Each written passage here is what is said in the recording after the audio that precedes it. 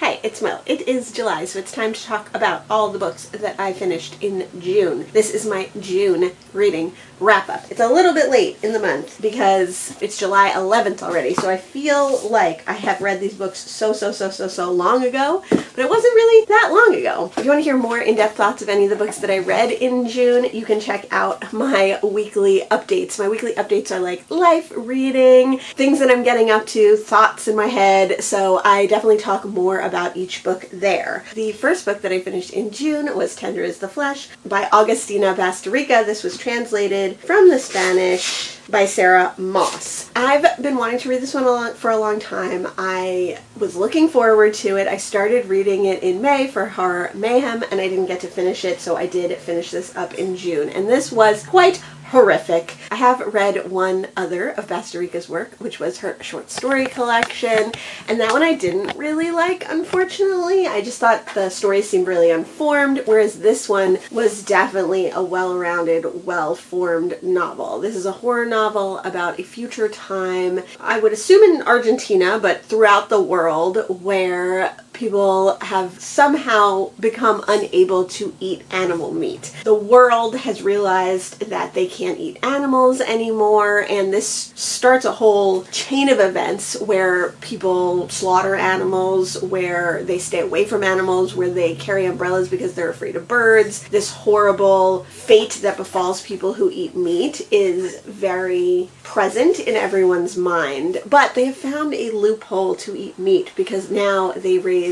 people for meat and they find that they are able to eat people. This follows a man who originally owned a slaughterhouse, he and his family, and then had to give it up and now works at a slaughterhouse. So he has a long history before people had to stop eating animal meat of slaughter and of butchery, and he understands all of that. And so it was a rational decision for his slaughterhouse to turn into a people slaughterhouse. And it follows kind of his life and his reconciliation of what's going on in the world and his job and his family. He's currently estranged from his wife, but he's desperately hoping that they get back together, and then the story goes from there. Like, I don't think you need to know more than that. I feel like this book was pitched a lot, and I think it's better to just go into it as blind as possible, but know that it is like very gory, very gross, lots of slaughter content, lots of animal harm, lots of disgusting descriptions of various killing and eating and all sorts of gross stuff. So if you're interested in that kind of thing, I would definitely highly recommend this one. You know, I mean, if you're interested in horror, if you're interested in that kind of horror, I would definitely say read it. I don't know if this is a book that I can like willingly recommend because it is so grotesque and has so much violence in it. And I know that like most horror is like that, but I feel more conflicted to recommend this one. This was way better than the short story collection, and I will continue to read Bazterrica's work. The next book that I finished in June was 4 Poems Celebrating Women by Maya Angelou. This is called Phenomenal Women, and this is just what it says on the tin. It's a very short little book with 4 of Maya Angelou's most famous poems. I haven't read the entire collected poems of Maya Angelou, so I knew these poems already. I just picked it up because it was such a cute little book and I wasn't sure what it contained when I picked it up at a used library sale. So I enjoyed revisiting these poems. They definitely do hit hard. They definitely made me tear up, but I will be parting ways with this one because I already have these poems in another collection. If you haven't read Maya Angelou's poems, this little book might be a good way to get started. The next book that I finished in June, I also started in May, and I was also reading for Horror Mayhem, but this one works perfectly for June because this is a queer story. And I was also reading this on June 3rd, which is Eyeball Day, according to Books and Lala, and there is eyeballs on and in this book, which was exciting. A Model Home by River Solomon is at its heart a haunted house story. We follow Elijah, who has become kind of estranged from their family, and they've moved away from where they live in the United States to England to raise their daughter, but they are summoned back by their siblings, by their sisters, when no one can get in touch with their parents. And through this story, we learn about Elijah, we learn about their personality and their experiences, but specifically specifically their experiences with their family, and how when they were young and when their sisters were young, the whole family moved to a very affluent town. I forget where it was now. The whole family moved to a very affluent town in Texas. Because their parents were affluent black professionals, they thought they could move into this town, but it turns out that the white people living there really didn't want them there. And it's about how their house was haunted by the racism and by the bad vibes of the place, but also you are learning through this story whether there was more. You know, why did their parents stay there when it was obvious that no one wanted them there? Why were their parents staying there when the children felt unsafe? What was going on with their model home? What was going on in this house?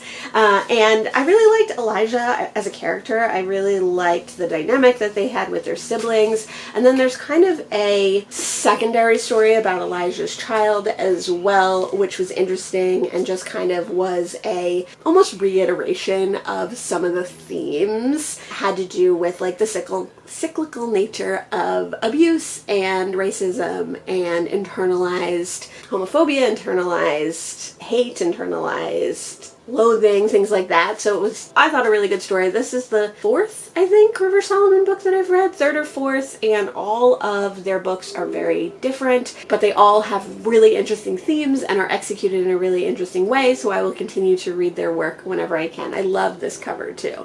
Definitely might make my best covers of the year. Highly recommend that if you haven't read River Solomon, you do so, or if you've read a River Solomon that you didn't like, try a different one, because they're all very, very different. The next book that I finished in June was Michael Tolliver Lives, which is by Armistead Maupin and is number 7 in the Tales of the City series. I love this series. It is a classic queer series about a collection of people who all met in one apartment complex in San Francisco in the 70s. These books start in the 70s, and then because they were originally serialized, they move through time as time moves on. So the first book takes place in the early 70s, the next book takes place in the mid 70s, the next book takes place in the late 70s, etc., all the way up to the mid 2000s, which is where we are when we revisit Michael Tolliver, one of the main characters in the Tales of the City series. But in this book, it's like spotlight on him, whereas in the other books, we get to read from an omnipotent perspective, but about all different people from this complex, all the people that we've met. So Mrs. Madrigal and Marianne Singleton and Brian and Mona and all the people, whereas this book that was written quite a few years later than the last book in the series, we revisit Michael where he is now. He's in his 50s, you know, he's surviving AIDS, he's living with HIV, he is thinking about his life, talking about his life. Through his perspective, we get to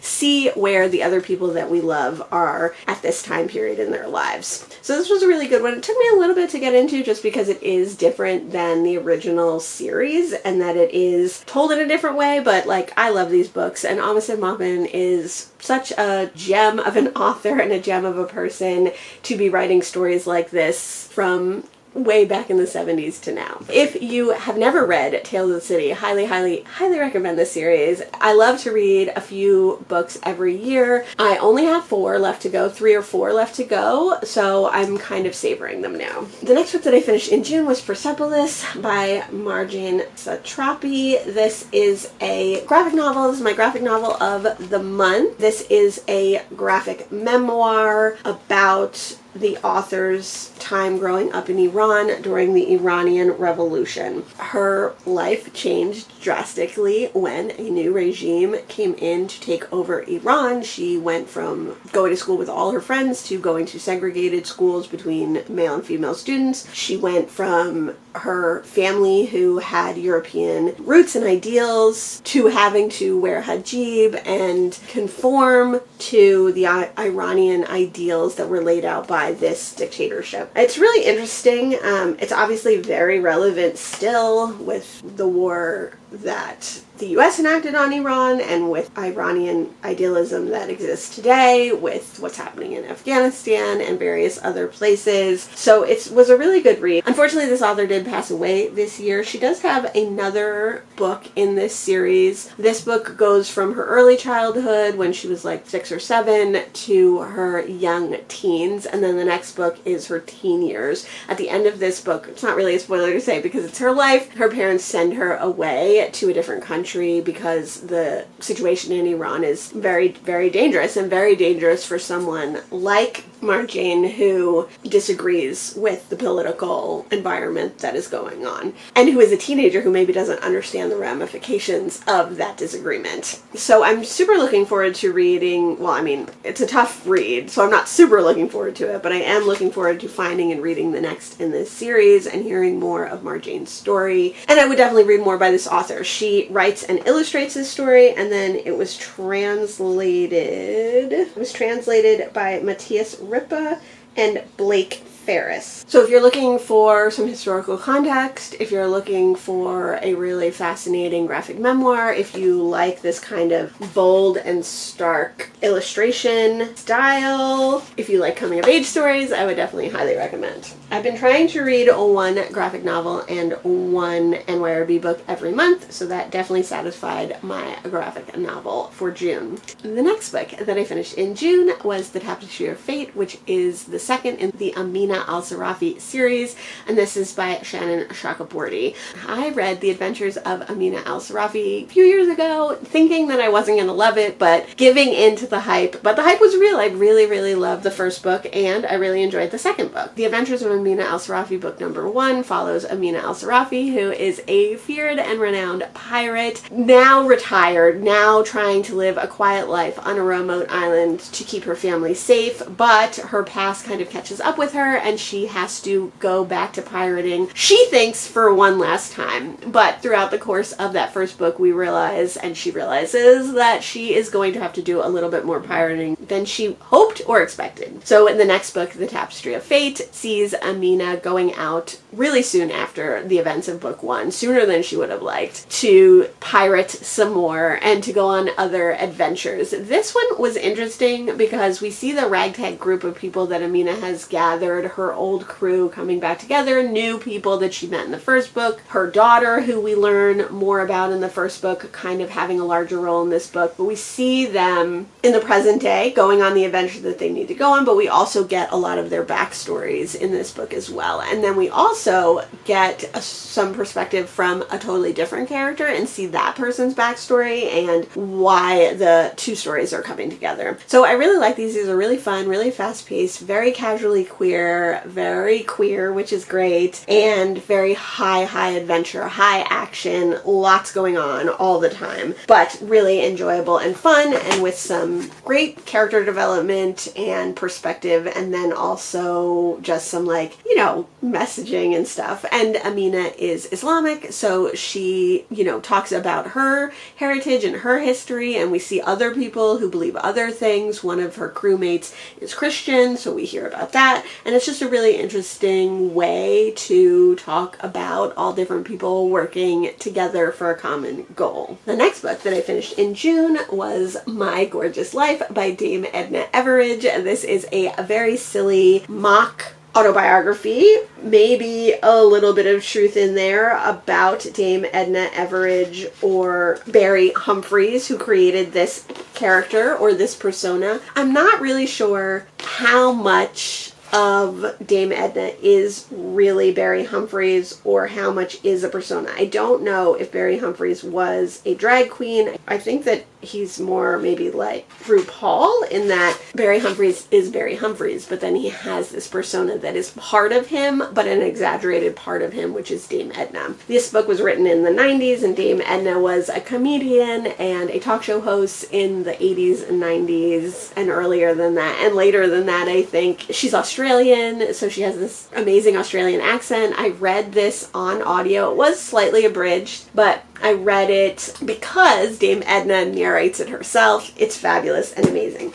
Dame Edna is not like the greatest person or the nicest lady. She has a sidekick, Madge, who she's kind of like cruel to and disrespectful to in some ways, but she is really funny. And I grew up watching Dame Edna on like late night PBS and BBC and things like that. So I have a fondness in my heart. You know, very goofy, very silly, very sexual, lots of double entendre, lots of innuendo, lots of silly, goofy jokes about topical matters that, you know, maybe you wouldn't get now 40 years later, 30 years later. But I really enjoyed it. It was super fun to read. I'm glad that I read the audio. I definitely will keep this copy. I may revisit it, but I think just for a vintage book, it's fantastic and fabulous. So I'm happy to have it. The next book that I finished in June was Wakpa, Wanagi, Ghost River by Trevino. L Brings Plenty. This is a collection of poetry from a Native American author. I believe he's a social worker as well, because a lot of these poems talk about helping children, working in social work or other social outreach programs, and how that corresponds or brings up memories for Trevino of his time living on the res and his various early childhood living situations. So this book has to do with his childhood, has to do with his young adulthood, has to do with his career helping people who maybe had similar experiences to him, or maybe they're very different experiences. I did enjoy this collection, but I did also feel a very distinct distance from this collection. I never really connected with it or identified with it in the way that I'm looking to identify with poetry. I thought the poems were really interesting. I thought the subject matter was really interesting. Those weren't the reasons that I couldn't connect, but I think the way the poems were written was not accessible to me the way I want it to be. I definitely will read more from this author because it was a really interesting collection, but it's not going in my favorites pile, but I will keep it on my poetry shelf. The next book that I finished in June was Subtle Blood. This is number 3 in the Will Darling series by K.J. Charles. I've been reading this series for a while. It is a historical fiction, male-male romance following Will Darling, who has returned from World War I with really nothing to show for it except his fighting skills and his PTSD. He is a queer man and he's had queer relationships with people throughout the war and before, but they were always kind of fevered. They were always very secret. They were always very rushed because of the circumstances of his life. And then when he comes back to England, he's struggling to make ends meet when his uncle calls him, telling him to come and work in his bookshop. Will jumps at the chance, and unfortunately his uncle passes away, but he leaves the bookstore to Will. Not what Will was expecting. Will also doesn't expect that some strange going-ons are happening there. People are coming and going. He meets a man named Kim. He uncovers a plot by Zodiac to start World War II. So he and Kim eventually learn more about each other and eventually fall in love, and this is the third in the series, so we're following Will and Kim after they think they've defeated Zodiac in the second book, where their lives are now and what they expect from each other and what they want from the future. So I really love these books. I like the historical nature of them. I like that they read like Golden Age mysteries to a certain extent. There's a lot of smut in them. There's a lot of steam. There's a lot of sweet and endearing and lovely moments between Will and Kim and other people. There's friendship, there's love, there's familial connection, and this one was a fun one. It definitely reminded me of more like Dorothy L. Sayers and Lord Peter Wimsey kind of vibes than like Agatha Christie kind of vibes. These have funny moments, they have a lot of action, they have a little bit of gore and blood, and I just really enjoy them. So I'm sad that the series has ended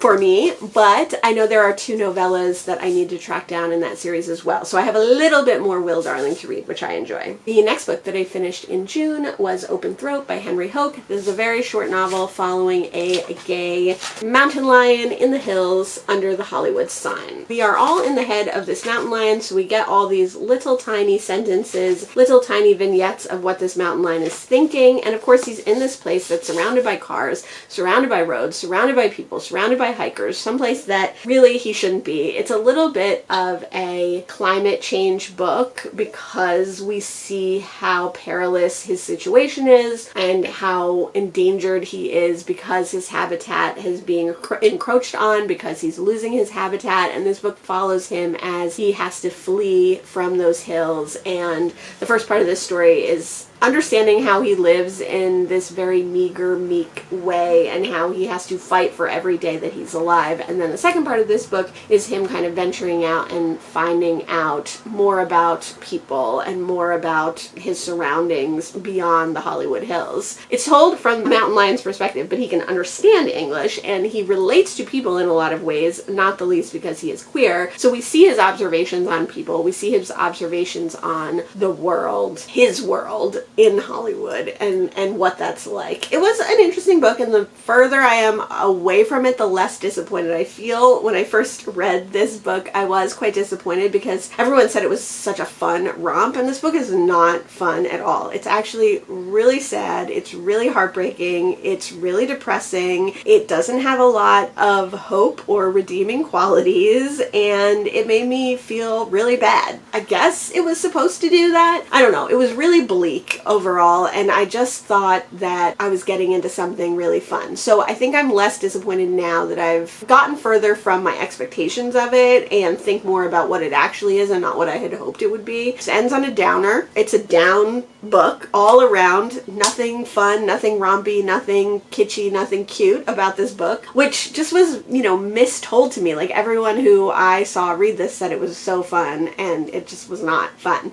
I didn't enjoy it, but I will read more from this author. I do think it was an interesting book. The next book that I finished in June was The Pilgrim Hawk, a love story by Glenway Westcott. This was my NYRB book of the month, and I got this earlier in June at a library book sale. Totally unexpected. I had seen it on the NYRB list, but I never knew what it was about, and it was queer. So I was super happy to pick it up and read it in June. This is about a young man who is American, but he is staying in France with a friend, and then her acquaintances that she met on a safari come for the afternoon. Our young man, our main character, Alwyn Tower, is observing them. He's along for the ride, he's staying with his friend, but he's meticulous in his observation of this new couple, and they are kind of a brash, aristocratic kind of Irish couple who have stayed away from Ireland for reasons, which we kind of find out throughout the book. They travel around, going where they fancy and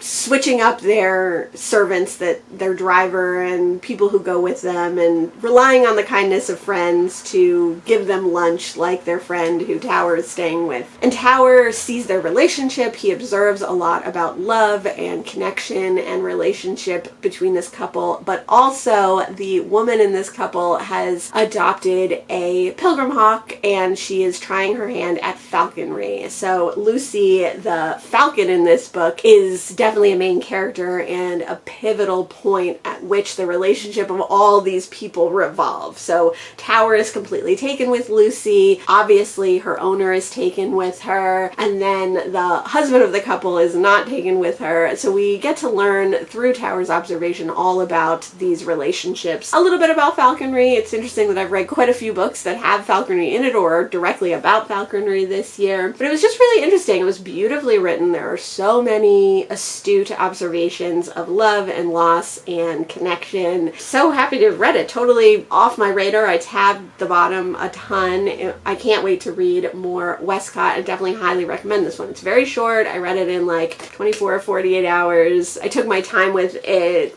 but it's only a little bit over 100 pages, so if you're looking for a forgotten queer classic, this is a good one. The next book that I finished in June was, I think, my April pick for the TBR Spin, which is where I've stalled out on the TBR Spin. The TBR Spin is a super fun booktube game where you pick 12 books off your TBR at the start of the year, and then Sarah from Freshly Read Books, who is the creator of this game, spins a wheel and you pick a book. So I picked The Wedding by Dorothy West. This is a queer classic written in the 90s but taking place in the 50s in Martha's Vineyard. This all revolves around the Oval, which is a little section that is specifically designated for like Black affluent summer dwellers in Martha's Vineyard. So I love a shore town book. I love a book about a summer town. I love a book about a small, tight-knit summer community, and this is definitely that. This follows a bunch of different families and a bunch of different situations, but one family in particular who has Shelby, who is getting married. That's the titular wedding. Shelby is marrying a white man. She's a very light-skinned black woman, and her family has like mixed thoughts on this. They've kind of perpetuated light-skinnedness, partly at the behest of the grandmother who's still alive, who is white. There's a lot in this book about colorism, about racism, both from the rest of the island and the rest of the world, but also within this black community, and how the grandmother, who, like I said, was white, is happy that Shelby's marrying a white man and is unhappy that her sister married a black man and have a darker skinned child. And through this book we get like the history of each person. So we learn like why the grandma thinks this way. We delve into her past. We learn about Shelby's mom and we delve into her past.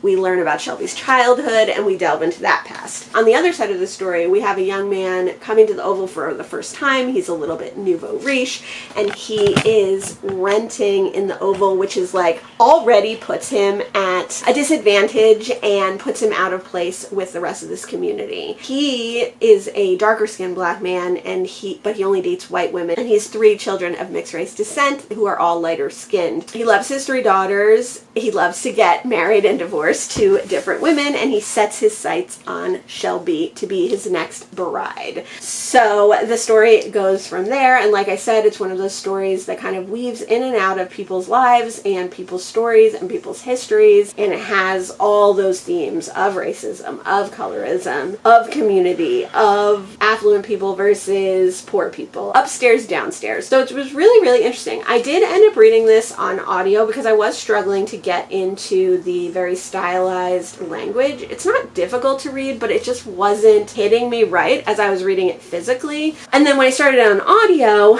I really got it more. Like I was like, oh, this book is kind of funny. Like there's funny parts in this. There's obviously very serious topics as well, but a lot of it is told in a humorous manner. The audiobook was abridged, so it did cut out like quite a big chunk in the middle. I kind of looked at it to see what that was about, and it delved more into Shelby's father and Shelby's father's past. So in a way, it made sense to cut it out, but on the other hand, the nature of the story and the way that these themes and these problems that it talks about are cyclical, it would have been nice to have heard that story as well. And I can always go back and read it, and I most probably will revisit this book in the not too distant future. But yeah, it's a very multi-layered, cyclical onion of a book, and I definitely highly recommend. It has some great beach atmosphere too. The next book that I finished in June was Time Will Tell by Hannah Bonham Young. This is a very short story following a teacher who doesn't know if she's effectual as a teacher.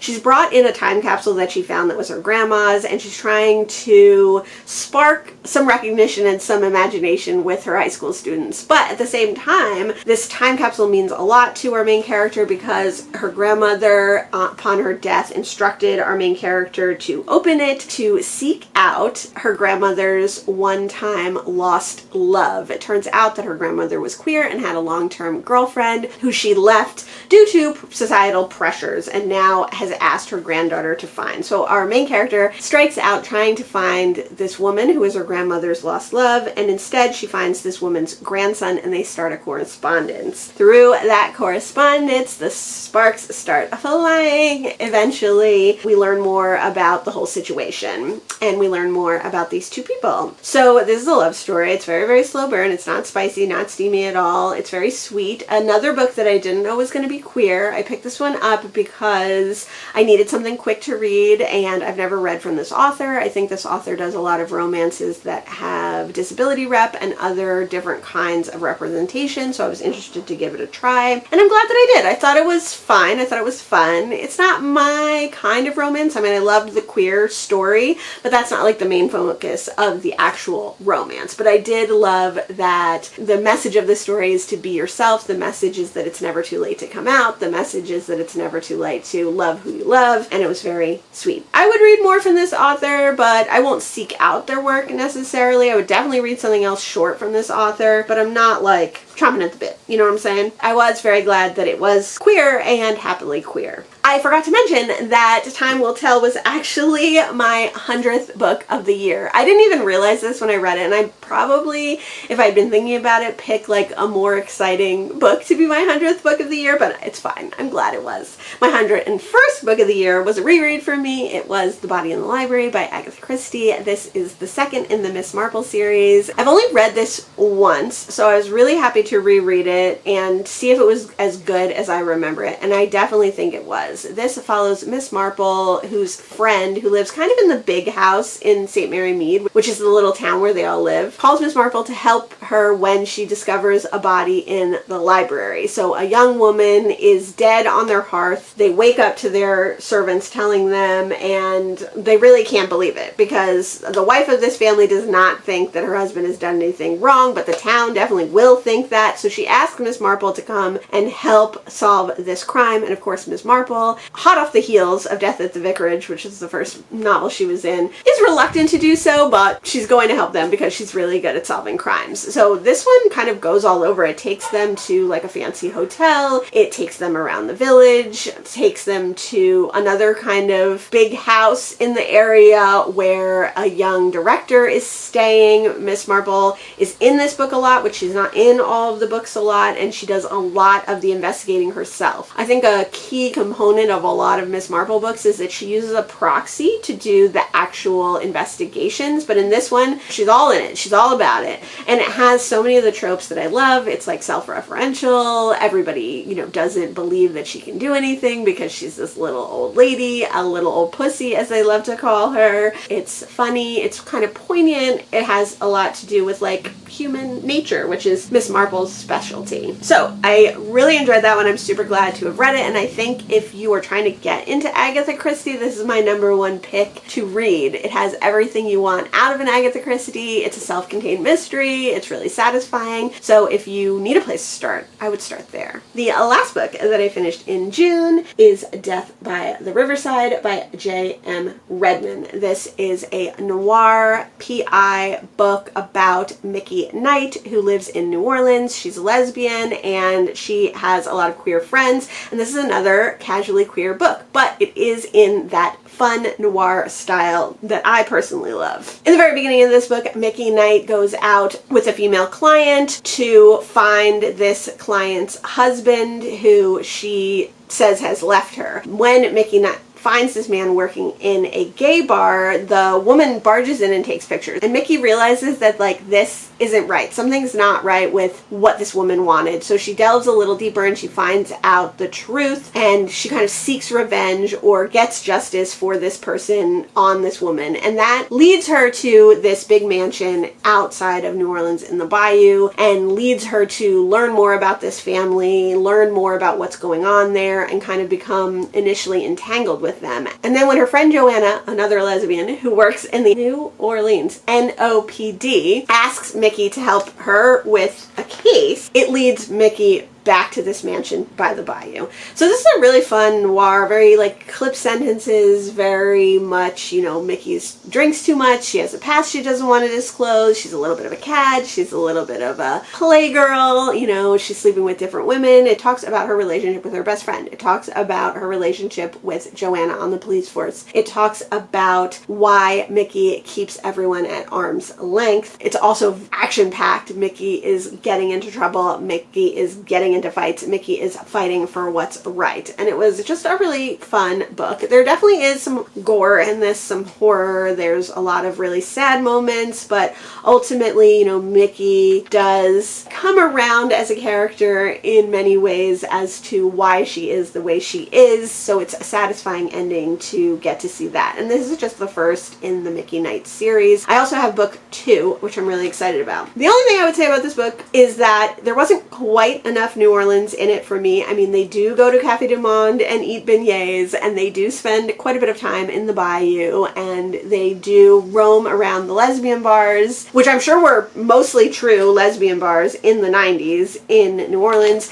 but New Orleans didn't feel like a living, breathing character in this book, and that's what I always look for in my New Orleans books. That being said, I really did enjoy it, and I definitely will be reading more in this series. And I can't wait to find more in this series because I did enjoy reading reading these physically. I might read one in July for PI July. Those were quite a few books that I read in June. I was happy to read a lot of queer books, as I am every month, but especially in the month of June for Pride Month. Let me know if you've read any of the books that I mentioned here. Let me know what you thought of them. Thanks so much for joining me today. I'll see you in the next one. Bye!